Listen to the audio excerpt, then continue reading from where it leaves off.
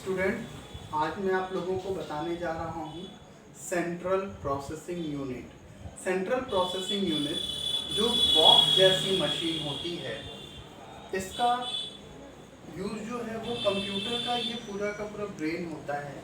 और इसमें हम देखें इसके तीन पार्ट होते हैं, मेमोरी, एएलयू और कंट्रोल यूनिट। और इसमें अटैचमेंट होता है सेकेंडरी स्टोरेज यूनिट का। देखिए, सबसे पहले हम ये जानें कि ये सिमिलर टू ह्यूमन ब्रेन होता है। तो ह्यूमन ब्रेन और मशीन में क्या क्या सिमिलैरिटी होती है, इसको हम जानें। सबसे पहले कुछ याद करने की शक्ति माइंड में होती है, वो मशीन में भी होती है, मेमोरी। हमारे माइंड में कैलकुलेशन अवेलेबिलिटी होता है, जोड़ घटाना गुना भाग हम कुछ कर सकते हैं। कंप्यूटर मशीन में ALU arithmetical and logical unit होता है। इसमें हम जितने भी कैलकुलेशंस हैं इसके थ्रू करते हैं। नेक्स्ट है माइंड के अंदर कंट्रोलिंग पावर। हम अपनी पूरी बॉडी को एक जैसे काम के लिए लगाते हैं। अगर हमारी बॉडी एक जैसे काम की तरफ नहीं लगेगी तो बॉडी डिसबैलेंस होगी। कंप्यूटर मशीन में भी क्या इनपुट लेना है, किसको आउटपुट देना है, क्या प्रोसेसिंग करना है, ये सारा कुछ कंट्रोल यूनिट का वर्क होता है। इसके बाद माइंड के अंदर होती है इंटेलिजेंसी पावर, कुछ सोचने की शक्ति। वो कंप्यूटर मशीन में नहीं होता है। Computer is dumb device, computer मूर्ख होते हैं। इसीलिए कहा जाता है कि कंप्यूटर पे बैठने वाला यूजर अगर इंटेलिजेंट है तो कंप्यूटर आर इंटेलिजेंट, और कंप्यूटर पे बैठने वाला यानी यूजर अगर मूर्ख है तो कंप्यूटर भी मूर्ख है। ठीक है।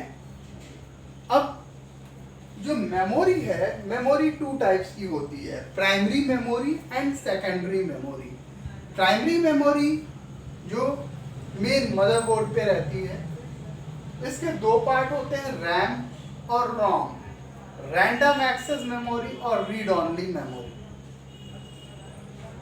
रैम और रोम की बात करें तो अगर हम कहें ये हमारा ब्रेन है तो इसके दो पार्ट है, फ्रंट एज और बैक एज। फ्रंट जो होता है वो रैम होता है और बैक जो होता है वो रोम होता है। रोम में फिक्स टाइप की इंफॉर्मेशन होती है, कंप्यूटर किस कंपनी का प्रोडक्ट है, उसके साथ में बेसिक फैसिलिटीज क्या क्या हैं, ये सारी चीज़ जो है वो रोम में होती हैं। और रैम में जितना भी हम कंप्यूटर ऑन करके जो भी वर्क करते हैं वो सारा वर्क रैम में होता है, रैंडम एक्सेस मेमोरी। वे निरुद्देश यूज किया जाता है। लेकिन ये वोलाटाइल होता है और वर्सेटाइल होता है। वोलाटाइल जैसे कपूर है या पेट्रोल है, आप खुले में छोड़ देते हैं तो उड़ जाता है।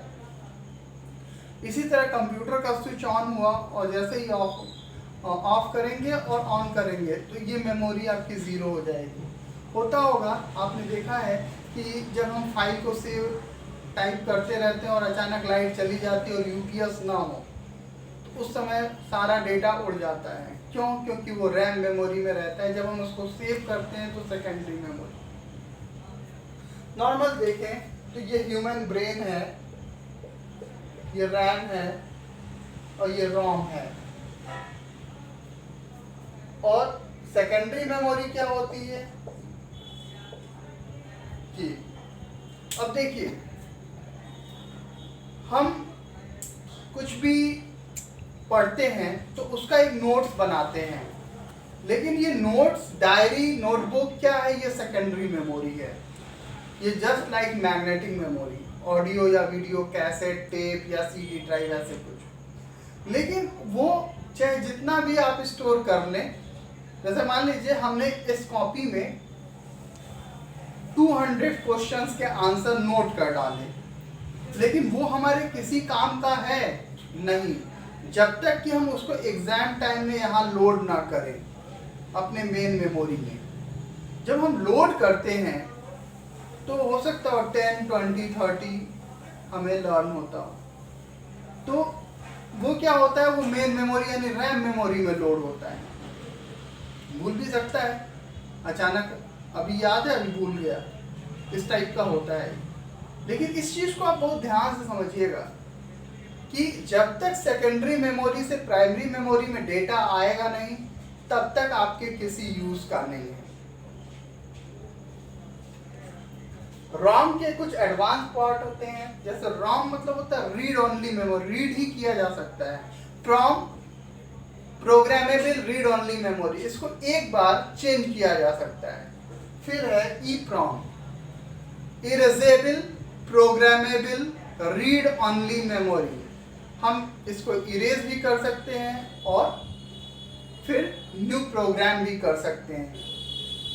और नेक्स्ट होता है electrical erasable programmable read only memory. ये जो होता है रॉम का ही एडवांस पार्ट है, और आपको बता दें आज के समय में यही यूज हो रहा है।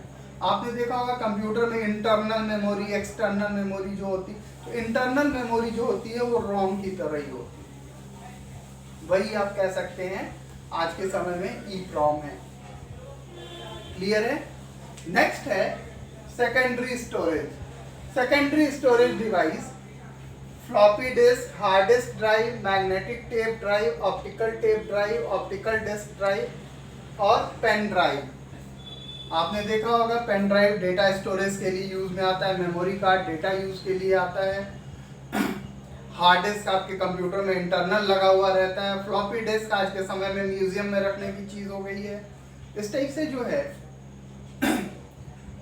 नेक्स्ट आप कुछ दिन पहले टेप ड्राइव देखे होंगे। टेप ड्राइव स्लो होती है, आज के समय में ऑप्टिकल ड्राइव में CD drive, compact disk drive, उससे थोड़ा सा एडवांस आया DVD, डिजिटल वर्चुअल डिस्क, और उससे भी एडवांस आ गया BD, ब्लू रे डिस्क, आजकल यूज में आ रहा है। आपने इन सभी मेमोरी को जगह जगह पे यूज भी किया होगा, देखा भी होगा, और इसको अलग अलग तरीके से हम लोग यूज करते हैं। ओके।